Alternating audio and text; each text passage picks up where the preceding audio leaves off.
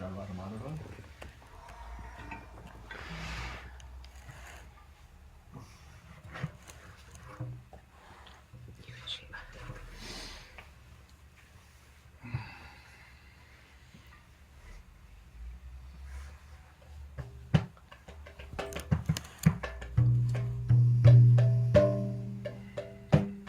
Jaya Radha Madhava Kunja Bihari Jaya Radha Madhava Kunja Bihari Gopi Jana Vallabha Girivardhari Gopi Jana Vallabha Girivardhari Yashodanandana Brajajana Ranjana Yashodanandana Brajajana Ranjana Yamuna Tira Vanachari Yamuna Tira Vanachari Jaya Radha Madhava Kunja Bihari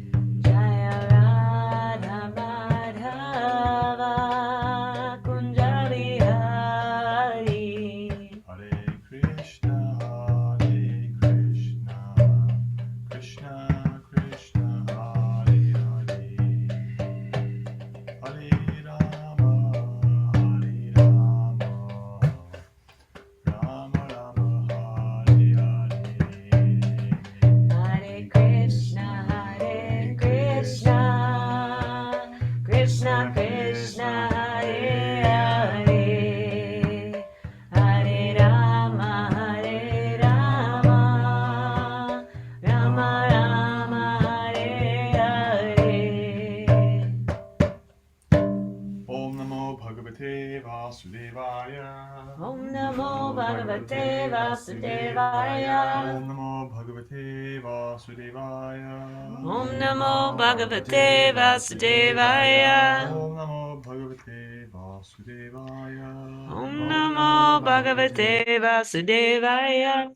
So we're reading from the Srimad Bhagavatam, Canto 1, Chapter 5, Narada's instructions on Srimad Bhagavatam. We had heard about how a devotee of the Lord, even if they fall away, they cannot help but remember the Lord, because that taste of the experience of service, bhakti, stays with them. And Narada is continuing to instruct Vyasadeva on the necessity of sharing Krishna's pastimes with everyone. In verse 20, this is 1.5.20. Idam hi vishvam bhagavani vetaro yato jagatstana nirota sambhava tati swayam veda bhavanstatapite pradeshmatram bhavata pradarshitam. The Supreme Lord, personality of Godhead, is himself this cosmos, and still he is aloof from it. From him only has this cosmic manifestation emanated. In him it rests, and unto him it enters after annihilation. Your good self knows all about this. I have given only a synopsis. Purport by Srila Prabhupada.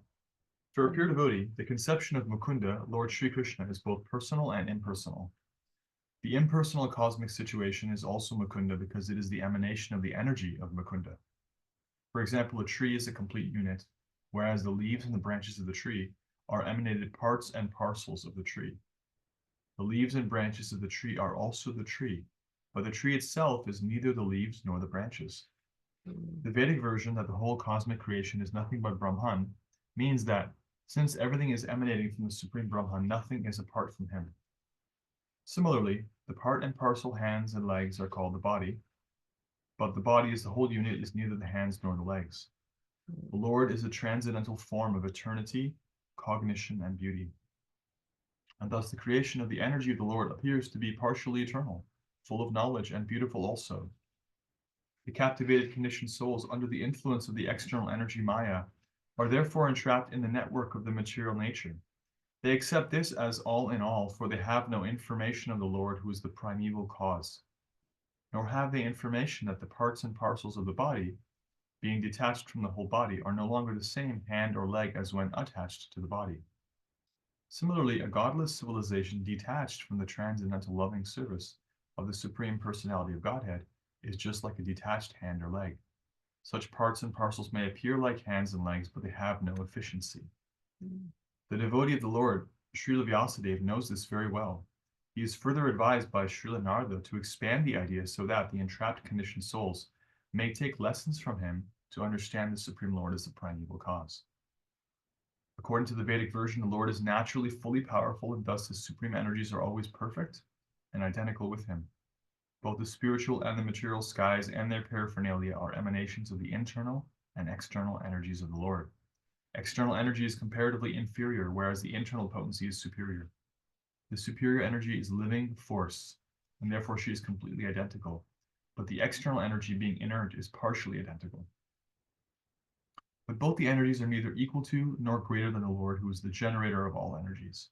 Such energies are always under his control, exactly as electrical energy, however powerful it may be, is always under the control of the engineer. The human being and all other living beings are products of his internal energies. Thus, the living being is also identical with the Lord, but he is never equal or superior to the personality of Godhead. The Lord and living beings are all individual persons. With the help of the material energies, the living beings are also creating something, but none of their creations are equal or superior to the creations of the Lord.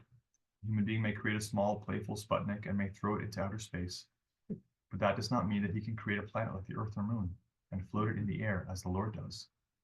Men with a poor fund of knowledge claim to be equal to the Lord. They are never equal to the Lord. This is never to be. A human being, after attaining complete perfection, may achieve a large percentage of the qualities of the Lord, say up to 78%. But it is never possible to surpass the Lord or to become equal with him. In a diseased condition only, the foolish being claims to be one with the Lord and thus becomes misled by the illusory energy. Misguided living beings therefore must accept the supremacy of the Lord and agree to render loving service to him. For this they have been created. Without this there cannot be any peace or tranquility in the world. Srila Vyasadeva is advised by Srila Narada to expand this idea in the Bhagavatam. In the Bhagavad Gita also the same idea is explained. Surrender fully unto the lotus feet of the Lord. That is the only business of the perfect human being. Hare Krishna. Om Jnana Timirantasya Jnana Anjana Shalakaya Chakshurmilitam Yena Tasmai Shri Gurave Namaha. Jai Shri Krishna Chaitanya Prabhu Nityananda Shri Advaita Gadadhara Srivasade Gaura Bhaktavinda. Hare Krishna Krishna Krishna Hare Hare Hare Rama Hare Rama.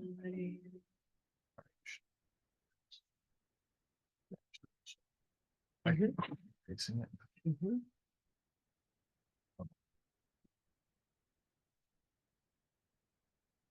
Actually, in reading this, I think that we've already had class on this verse, but that's okay because these verses are unlimited, and whatever I say will be probably different than last time anyway. So, Vyasadeva is refresher. He's feeling morose. He didn't feel like he's really done his job. So he doesn't feel complete, even though he presented the scripture in so many wonderful ways. And his spiritual master appeared. He asked for guidance and clarification. And Narada Muni has said that people should be aspiring for that which they can't get in the universe, that which is not available, even by wandering up and down. And even if they're not perfect in achieving that completely, any development in that direction is actually of eternal benefit. It is categorically different than even being perfect in your material duties in your material life. So to that end, he's saying that that goal, that supreme person, is in one sense spread throughout this entire material creation. And in other words, everything that everyone is aspiring for in the world is just another function of that source. It's a reflection of a reflection. And so we're actually, by practicing devotional service, we're not rejecting the world. We're not abandoning the world. We're not saying that the goal is something that's completely different.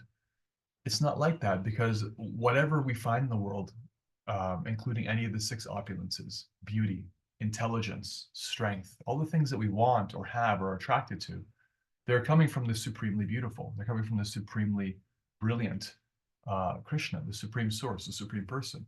And so all of those things, we're just looking for parts and parcels of them, reflections of them, and we're missing the source. And so Narada Muni is saying, the Lord is himself, this cosmos, and still he's aloof from it. And at the same time, um,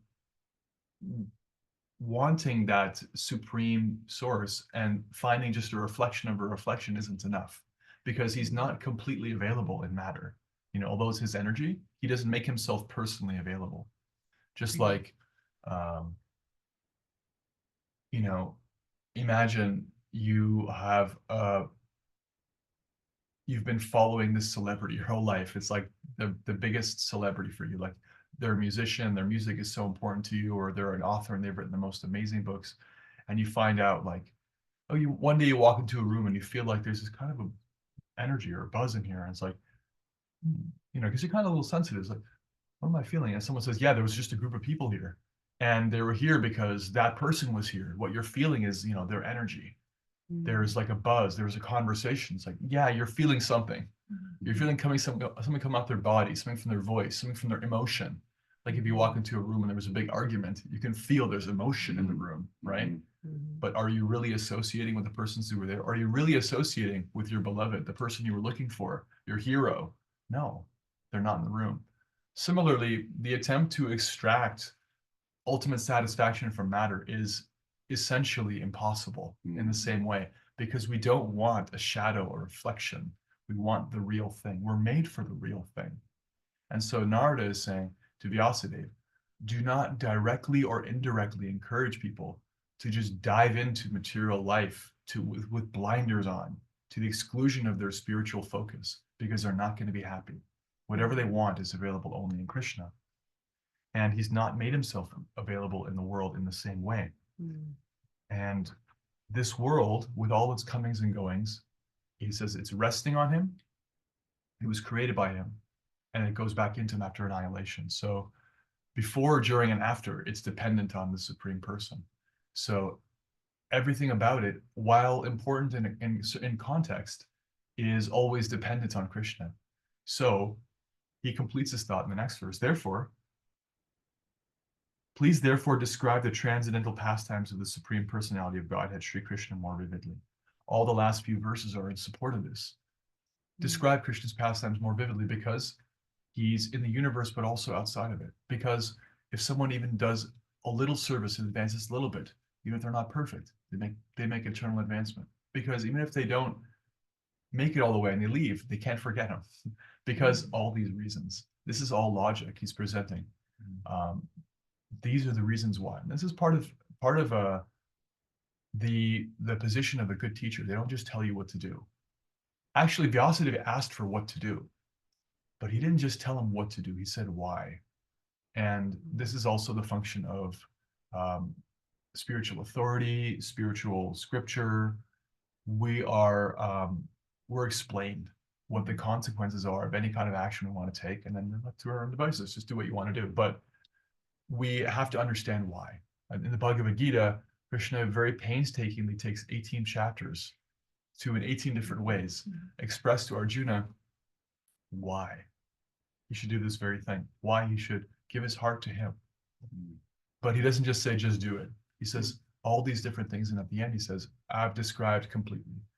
Now, have you understood, and are you ready to make a decision? And our acharyas explain that, well, Arjuna first of all says, yes, I have. And I'm convinced, and I choose you. I choose our service. I choose our relationship. And the acharyas explain that if Arjuna had any more questions, as he had questions throughout the Bhagavad Gita, Krishna was willing to keep putting the battle on hold and spend time with his devotee to answer those questions. So for us also, we have the assurance that our questions are not, as long as they're questions of sincerity, they're not meaningless, they're useful.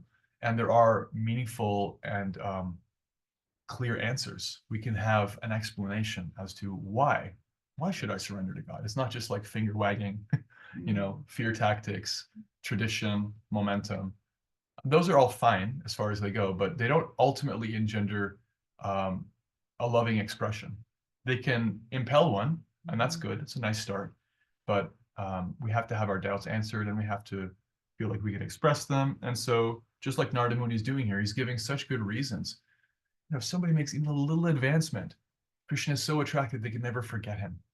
And whatever they're looking for in the world is also just available in him completely. So it's like, okay, yeah, I want to do good for people, but I didn't actually direct them to that which can truly do good for them. This is Vyasadev's realization. So therefore, of course, he composes the Srimad Bhagavatam. It comes to him in realization, although it's an eternal scripture. He speaks it after this conversation. Spoiler alert.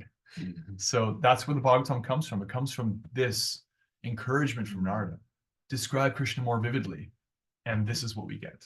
This manifestation, 18,000 verses. This is a vivid description that Narada Muni is exhorting his disciple to share. This is the true gift. Hare Krishna. So just to recap, Narada says that Krishna is himself this cosmos. And so we're taking that whatever there is of beauty and attraction and value is there for a reason. It's coming from the source and is also not ultimately tangible and complete and cannot ultimately satisfy us as it is in its external, reflected form. We don't reject it. We don't put blinders on. We also don't dive into it and think it's going to satisfy us. We direct ourselves to the source. And that's what Narada Muni is encouraging Vyasadeva to do, giving all good reasons, explaining why he should describe the pastimes of Krishna more vividly. Now let's take any comments, questions, or reflections. Hare Krishna. There was something in the purport that you read that no one has all the qualities of Krishna or like as all attractive or all powerful, but they can get up to 78%. Yeah. Can you speak to that a little bit? Right. In the Nectar of Devotion, there's a description of Krishna's transcendental qualities. And there's a description of, I believe, 64 qualities. Yeah. And they're overarching qualities you can subdivide, but there's 64 of them. And in this science that's given by Sri Rupa Goswami there, I don't know what 78% of 64 is. It's like 48 or something, or 50. Those qualities are available to be had by any living being. They cannot be had to the same quantity, but you can actually develop them and be perfect in them. For example, well, let's pull up the Nectar of Devotion from the shelf and we'll find. And then of the other 18 or 14 qualities, Lord Shiva, the greatest of devotees, who's actually not in the category of a jiva. He's actually higher than a jiva, and also not in the category of Vishnu. He's in between. He has a series of the qualities that we don't have. He can have some of those, and above all those, there is the Vishnu Tattva, all the categories, qualities of the Lord. And there's 4 qualities that only Krishna has, that no one else has. Those are the exquisite beauty of his form, the special love his devotees have for him, his extraordinarily attractive pastimes, and the sweetness of his flute playing. And so, I love that. let's see if we can find this. Yeah,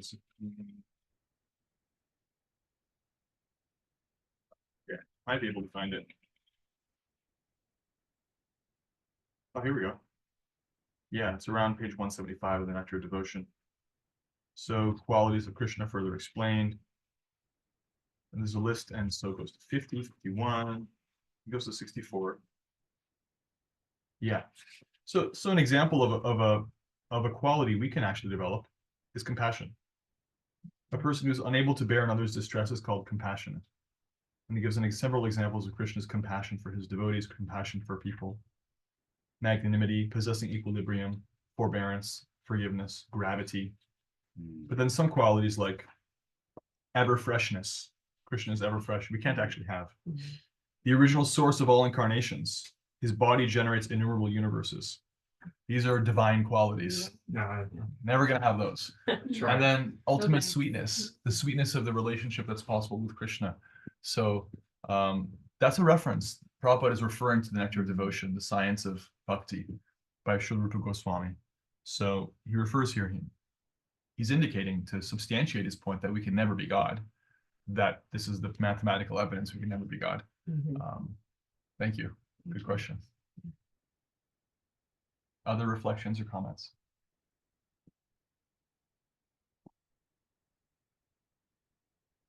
Anyone from our online crew?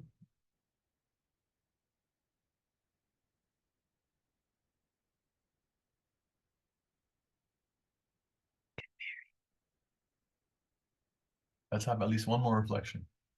Anything you heard that stood It's out? simple. It's simple, but I love the, spiritual authority doesn't just tell us what to do. It explains why. I mean, so simple, but so important. Right, which means they have to understand why, and then they have to be willing and able to express it, which is part of compassion, because it takes time. Remember when you're like, if you're like a parent, you can relate to this. It takes time to convince your children to do the right thing. And sometimes it's not necessary to do that because they won't necessarily understand. But if you're always just telling them what to do and never offering them the perspective of why it's good for them, although it's easier in the short term, it's not really serving them. We have to, and when somebody who knows more than you takes the time to explain why, it touches the heart. It's like, oh yeah, okay, I see. And also I appreciate that they're extending themselves to me.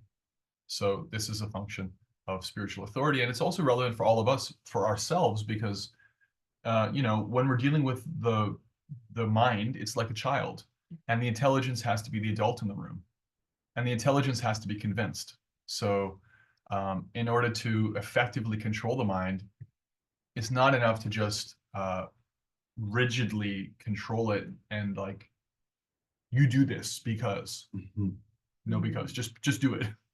That's a strategy, and it works to some degree. But if we're actually convinced ourselves, then when the mind is like, well, why do I have to chant? It's like, well, actually, if you remember, when you chant, you feel better, and you let go of so many lower parts of your nature, which you're struggling with right now. See how you're angry at this moment? It's unnecessary anger. And you become more Krishna conscious, which is joyful. And there's great satisfaction, et cetera, et cetera, et cetera. So, all right, okay, so I'll chant. So that's spiritual authority. The intelligence is functioning as spiritual authority for the wayward mind, because it's going to flicker. That's the nature of the mind. So that's why I brought that up. Also, thank you. Any other reflections or comments before we? I still get a little confused with the oneness. We can never be God, but yet there's that spark. I think I need a little clarity more on that. Sure. So Prabhupada says, since the whole cosmic creation is nothing but Brahman, it means that since everything is emanating from the Supreme Brahman, nothing is apart from him. And that includes us. So, yeah, actually, it directly says that somewhere here.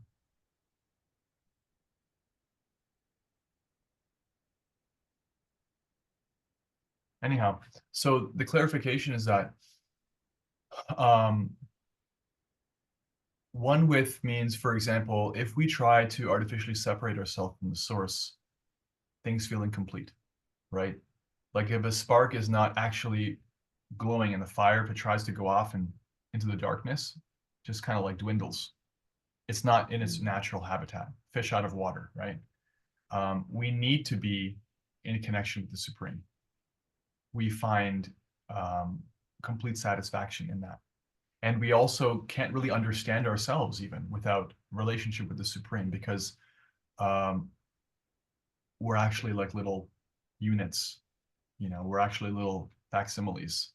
Very little, but still, there's that qualitative sameness. Qualitative means, just like the analogy is there, like a drop of water in the ocean, the qualities are the same. There's salt, maybe there's a little, tiny microorganism, but the ocean has like whales and everything in it. But the same quality, there's life. There's salt, there's liquidity, there's movement, there's, little beady quality that water has. It sticks to things. It can move, it can have little tides, but very small. All the qualities are there. We have, we are consciousness. We are actually eternal living entities. We have the capacity for relationship because we're persons. We're individuals who can relate and connect. And all that is based on Krishna being all those things to the supreme degree. So qualitatively, we're the same, but quantitatively, we're different. It's not that in our spiritual practice, we we all of a sudden one day become the totality of everything, that from which all the universes emanate, as the Nectar of Devotion describes. That doesn't happen, but we remain eternally connected and one with in purpose. We become intentionally connected with the same purpose. It's that we decide to align ourselves with the purpose of the divine. Just like in a relationship, there's a oneness there. When you're in love with somebody, when you're truly connected to somebody, you're like really in sync, like in a band or in a friendship or with a lover, like you're always on the same page. Doesn't mean you're the same person. In fact, if you're the same person, there would be no relationship. There is this push and pull quality where you have the two people, but they're so aligned, they're so dedicated, they're so loyal, they're so on the same wavelength. So there's that simultaneously oneness and difference. And that Makes whole sense. is greater than the sum of the parts. You get more from two people or more in connection than you do with two people separately. So this is why we're aiming at that. But the oneness is a oneness of purpose. It's not that we just lose our identity and merge and we cease to be, then we become like the totality. That's the impersonal misunderstanding. That doesn't actually happen. Thank you. Thank you. All right. Anything else? I like how this is the best part about these ancient texts is that there's so much correlation to actual proven science of the Big Bang expansion and then the big crunch where everything is going to come back on itself. But Krishna talks about this, it's there thousands and thousands and thousands of years before we had telescopes to point up into the sky and figure out about redshift and how things are expanding and everything. So it's just it's those moments where it's just like, how they know? Well, they divinely know back then. And it's just that we're now with technology able to kind of prove some of these things that are said. So I always like it. I always get a little. It's cool. It's cool. It's cool. Cool. Especially cantos 3 and 5, 2, 3, and 5 have a lot of exposition about the universe, how it manifests, in what order, the time scales, the different locas, different levels of consciousness available, different kinds of planetary systems, and and then the creation, dissolution, how long that takes. And some people really dedicate their whole life to just studying a tiny fraction of that. And it's like, that's okay. But as this chapter says, the purpose of all advancement of knowledge is it culminates in descriptions of the Lord. So if you're a scientist or an artist, you're like finding a corner of creation. It's like connect that to the Supreme and really, really like justify that and understand your own appreciation for it. Put it in the greater context. Is that right? I'll just end on this note. Isaac Newton was a brilliant scientist, one of the greatest scientists of our modern era, and like meaning last few hundred years. He was a devoutly spiritual man. He was a Christian. He decided to enter into the realm of science to demonstrate the glory of the Lord in the world. In having done that in a few short years, he achieved tremendous achievements. He decided to retire and spend the rest of his life just singing hymns and praise and glorifying and just being a devotee. That was his perspective. That's what happens when somebody can connect the material and the spiritual. They're not actually separate. They're not. Yeah. It's awesome. Hare Krishna. Srila Prabhupada ki jai. Srimad Bhagavatam ki jai. Panchakalpatrukyasam prasubhyevcha patitanam pavanebhyo vaishnavebhyo. Hare Krishna. Great to be back with all of you. Have a great day. See you soon. Haribo, sweet souls. Have a great day. Haribo, thank you. Bye-bye. Mwah. Very bold. Krishna. Thank you.